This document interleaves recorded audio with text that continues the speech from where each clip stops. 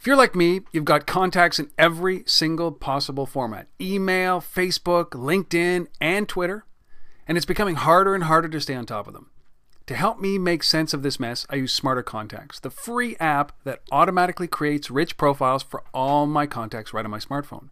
The thing I love most about this app are the rich profiles it creates. I can see photos, job titles, company details, and updates from social networks all in one place, all in context. This is a free app and available on all mobile platforms. Head to www.untether.tv/smarter to download it today.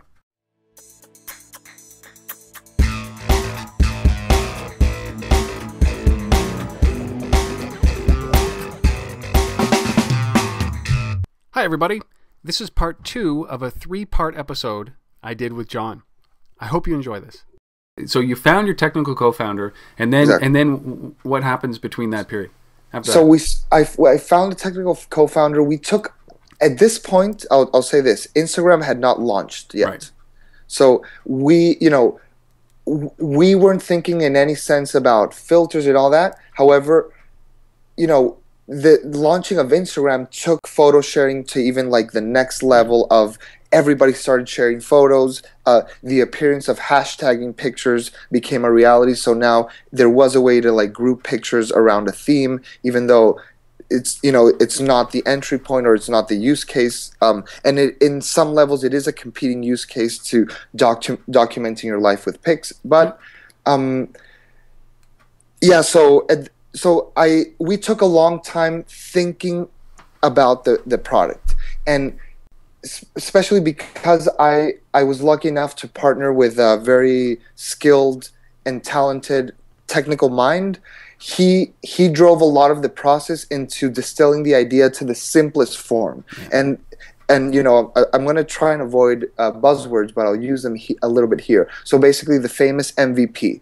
And we are brutal MVPers at Piictu. We MVP our lunch, we MVP our meetings. No, literally, it's a reality. So this is a big commitment, right? Because this is a wide-ranging conversation. This is not the minimum viable product. I'm asking for the whole enchilada here, right? Everything. No, but we took a long time distilling to a core of features, and what that really was the ability to upload a picture and respond to it with pictures. So the first version of Piictu was a very dumb machine that you could just upload a picture and respond to it with pictures. There was no social network behind it, and from then on we've really just been building the most urgent thing that our customers are asking us for. So it has been building a very simple, non-complex product and then kind of evolving it, being pulled by the user needs. I'll add to that, we've always had a very design-centric approach to building this product, and I think that's something true for any mobile technology. We did also we went through a big process to find the soul of what the app should be. I think any mobile app needs to find its soul. It's not just like pixels and colors.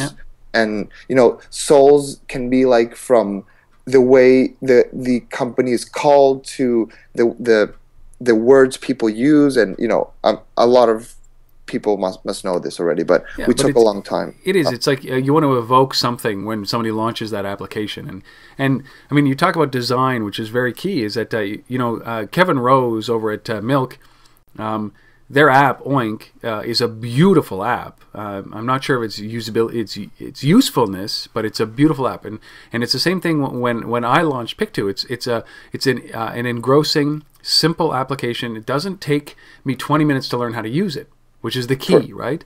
So when you talk about design, you're talking about UI, UX, that whole experience from the time you launch it to the time you participate and continue to participate in it. So it's got to be perfect. Yeah, and so the way we think about it is that, and I'm sure like as many other people do, is we look at design very instinctually. So from the very get-go, our biggest goal was that you don't need any instructions to use the app. Even though we did add a couple of tutorials just to help people out. That was our kind of our big goal. Obviously, you know, simplicity is, you know, whenever a doubt, default to simpler, you know, and you know, a bunch of other principles. But yeah, I do think, and that does hold true for us as a company, that we are design centric. So is there an example of something that you've that you considered that you would say, listen, this is going to go into the product, and then by the end of it, you said, well, look, it's too complicated. We've just got to get it out of here. You know, well, it doesn't destroy, but it disrupts the experience. Was there something that you could share? I'm having trouble thinking of one, because we do that with every single feature. So I love it. But that's the attention that you require. So I think that's the point here, is that when you're thinking about what service or what feature should be in your product, it has to go through that scrutiny. It can never be a toss in and just say, okay, we'll throw it in, right? Correct. You debate those things all the time? We not only debate, but after the debate, we prioritize. So lists, we basically work with prioritized lists for anything we need to do. And I guess an example of what your previous question is, things like, so sometimes we'll set up a milestone and we'll like start building, you know, a couple of features, and let's say we'll execute them, we'll have a plan, then we'll open the app and start kind of scrolling through it and see every single word we can eliminate. So what, you know, like if it says reply here, can we eliminate the here? Yes. So every single little detail, you know, and that might be a tiny, you know, I don't know, tiny little thing, but because it can repeat itself throughout the app, so that always, you know, we do those exercises of like uncluttering, cleaning up. But that's such an important part of the process. But so how different? Before I ask that question, I mean, so you start building this MVP, and then how do you get engaged with TechStars? Okay, I want to answer that question, but I thought of something else that we practice that is important, and this comes actually from my architecture background, I think. There's when you're going to do an architecture project, there's kind of two ways or two approaches. You can think of doing this kind of grand gesture that will communicate something, or you can work on a bunch of details that maybe like that detail itself isn't an expression, but after all these details you can step back and there's something even more subtle than this grand gesture. And so that's something that we apply to this product in general as well. Like we're not looking for a grand gesture that'll solve the app, but we're looking to perfect as many details, and at a certain point we step back and things just kind of magically start merging and working together. Okay, so before you get into TechStars, I got to ask a question on that, because you come from a different background than the technology space. Maybe a couple of questions around that. You bring obviously a different perspective to this technology, and that's a perfect analogy, right? It's, small incremental movement create such I think about the vision of the Taj Mahal as an architectural project, right? Which was massive, but the intricacies as they were building it are even more impressive, right? You get that visually stunning building, but inside you've got marble work that is uncompromised. It is insane, the marble work, and so you start to take that big project and break it down into these small projects where it becomes a gem this size that's embedded inside of the tomb. How important was that when you brought that kind of thinking over? And then was there any conflict with a technical co-founder who came from the technical side that might question that? No, because I would always go with my technical co-founders. He was always right. So design is always the most important thing until it gets in the way, and then you have to be very conscious that it's getting in the way. Yeah. So it has to be the forefront. But as soon as it starts becoming an obstacle, you gotta realize, okay, this is not the point, and just kind of build. So it's kind of like putting yourself against the wall all the time, kind of to come up with better solutions for things. It's good, but the outside perspective must have. I mean, you must be bringing something else. So you're not kind of following in line with everybody else's thinking simply because you come from a different background than everybody else is coming from. Like, it's the same thing if a photographer came out and built an app. it probably wouldn't resonate as well as somebody that like a user, like a typical user would want it to work. I don't know. Is there something there? Yeah, I think so. That it does make sense. I mean, it's hard and uncomfortable talking about yourself and that part. So it's hard. You know, I wouldn't know how to respond to the perspective I bring. But. All right. Well, why don't we jump over to? So let's talk about TechStars then. So how do you get involved in TechStars? And so when were you guys involved in TechStars?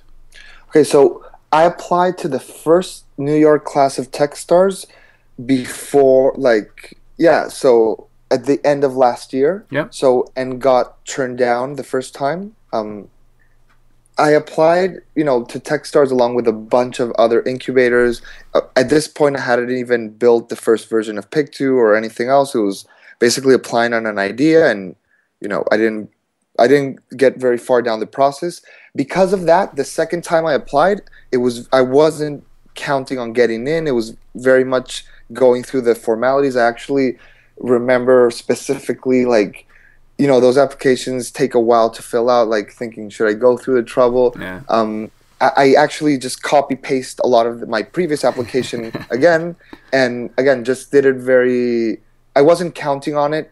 We had actually been live for a week before hearing that we got into TechStars. Wow. So, that week was a bit of a crazy week. So yeah, we just applied. We heard back from them. They were interested in what we were doing. We met up with them a couple of times. They liked what we were doing, and they decided to give us a chance to be a part of the program. And that has definitely been one of the best experiences I've been to personally as a person, and it's been just crazy valuable experience in terms of the company and building the company and establishing ourselves in the New York ecosystem, basically. Well, that's what I've heard. I've talked to a couple of companies that have gone through the same thing. TechStars New York, GetAround is one of the companies that has moved out to California, but I think that the general consensus is, boy, has it ever just moved my thinking, moved my process, moved me as an entrepreneur, as a business person ahead by such a factor that it gives you quite a considerable competitive advantage and professional and personal advantage, whatever you do going beyond Piictu, doesn't it? Yeah, I think so. I think it's a great network, and if utilized the right way, there's great opportunities to kind of be, taken advantage of. So I and the rest of the team feel very fortunate to have gone through that experience. And it's definitely a part of what's helping us organize our company and make our future plans based on having gone through that experience. All right, so what a great story. It's I love this because everybody comes into mobile with a different perspective, and ultimately you're fighting a different reason for building this. There's a hole that you found. You're trying to fill that hole with what you're doing with Piictu, and then and now the product is out there, and the feedback has obviously been very positive. I went through and I tried to find somebody who said something negative about your product, and nobody is saying anything negative. Everybody loves it, saying that it's addictive. So for all of the experience that you've gone through in building this product and going through that process, is there anything surprising that surprised you that is unexpected that's happened as a result of launching Piictu? My answer is something that we joke around in the office a lot, to say that this started very much a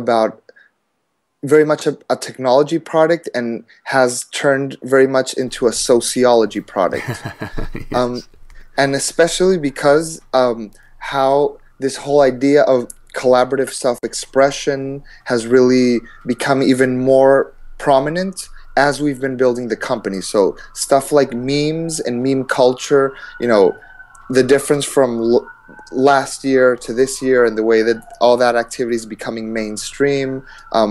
Ideas like repinning or remixing content. All these ideas are also, collaborative platforms are starting to become, more part of our day-to-day life. The idea of serendipity is also an experience that us as human beings are starting to get more comfortable in terms of technology. So when we started building Piictu, we had a lot of hypotheses around this, but to actually see these play out has been kind of fascinating and really interesting, and that's kind of what has become very exciting for us to be working on this. It's certainly a different layer, right, than what you probably anticipated. Exactly. And it also is like a very interesting layer for us. So, and we see a lot of possibility around it, and we see it also as kind of just getting started, as an activity.